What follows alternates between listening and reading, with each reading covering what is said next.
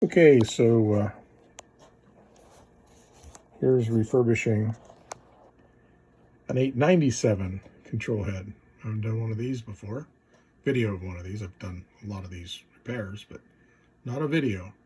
So sorry about the spotlights that shine over my bench. There we go. Gotta get out of there. This is gonna be the before, and we'll get to replacing this LCD. The very first thing you need to do is you take the frame assembly loose. 2 screws located here, here and here. Take those out and then unclip the frame from the top. That exposes the solder connections, and we're about to remove this LCD. Okay, so very first thing I do is I apply a liberal amount of flux to the area. Let me stop this video and get my flux brush out. Okay, flux brush in hand. Lots of flux. We need to, this actually takes a fair amount of heat to get this off properly. What will happen is this LCD, there's my pointer, this LCD, this is going to deteriorate quickly. And these little solder fingers are going to break loose from the Kapton flex print here. And this is going to get kind of messy. So we'll show as we go here. This is the solder tip that I use. Big brute here. My temperature setting is 700 degrees. So here we go. Okay, we have the LCD dismounted. You can see we did lose a couple of fingers. So those fingers are going to be still stuck on the PC board. So we're going to need to clean this. Let me zoom out here a little bit. We're going to need to clean all this up and get ready for the new LCD. Okay, we've got the LCD removed, the old one, and we've got the new one here. And there are unused pads here that lift. That's not unusual. It doesn't hurt anything. The first used pad that we need is this one right here, this ground. So these missing pads are of no consequence. In fact, if I lay this, we'll lay it upside down so you can see it matches. You can see that, let me get it over where it belongs. There we go. Upside down and backwards, but you can see the lines that are used with this LCD. So those are the ones you actually have to blind solder. That's the tricky part. These are blind solder joints. Okay, so now I have the new LCD in place, in position. And again, liberal amounts of flux. So we make sure that the solder and heat flows well. So we're going to go ahead and solder all these connections. Okay, so the solder joints are all done. You can see I made all the solder joints there, solder connections. I pull this over just to double check, because before I go any further, there's no sense in going any further if things aren't working. So I've now attached it to the radio, and I'm going to hit the on button. And if everything went well, we will see, and it'll be a little hard to see, we'll see the LCD light up here and work perfectly. There it is. So let me kind of hold this out in free space here with the white paper towel background.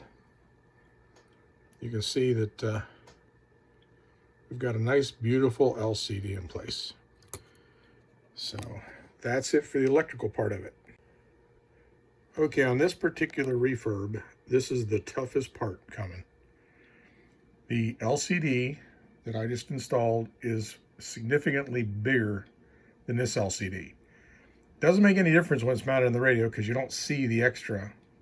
But this white plastic frame has to be modified in order to get the new LCD to fit in place.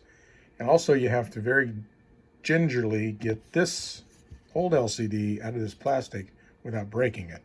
It's glued in. This is what the frame looks like after you've machined, carved, whatever, the frame to fit the LCD. You see that's quite a bit thinner than it was. The area that it's thinned is this wall right here. You see how much that's moved in. The wall used to be equal to that, now it's way over here. That's to accommodate the much bigger LCD. Okay, here is an 897 that I just received from a customer to get the LCD refurbished. And it's pretty much gone. Radio's well used. And we get all down here, this is gonna look like brand new. So stick around. Okay, so once the front panel on the 897 is removed, there's basically 4 screws, 2 on the top, and there's 2 corresponding ones on the bottom. You get the front panel out. I've already taken the screws out, but you can see the screws are missing. You take those screws out. This thing's pretty much really plug and play because there's no soldering. I always include these with my refurbs because that's the way they come out. The volume control, just there's no reason to do any soldering here. So anyway, what I do in order to get to the LCD, take out 6 screws, corner, 2 in the middle, 2 over here, and then you simply unplug the VFO, unplug the microphone board. Hard to do with one hand. That frees up the board, and then again, I would trying to see if I can do this with one hand. Yeah, I think so. There we go. It's coming. Out comes the board. There we go. So you simply lift it out, and if I could ever figure out a way to ship these things, because they're kind of in a fragile state when I mount the new LCD, I might be able just to sell these panels the way Yaesu used to, but anyway, this is where we're stuck today. So again, let me show you how wide that you can relate back to the prior. In fact, I'll bring one of my refurbs that are done up here in a second to show you the difference. Basically, you take all this out and then go to my stock of already refurbed boards, drop a new one in, put it back in place, and then clean. You'll see that reflected in the last photo.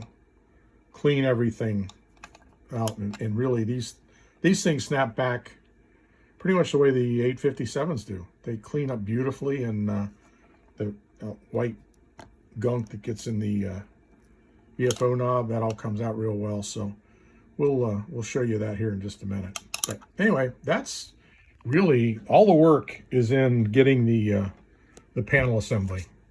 Like this one, we'll go through that operation here shortly. So getting the panel assembly all done, and like I said, the biggest work is machining that frame. So anyway, there we are.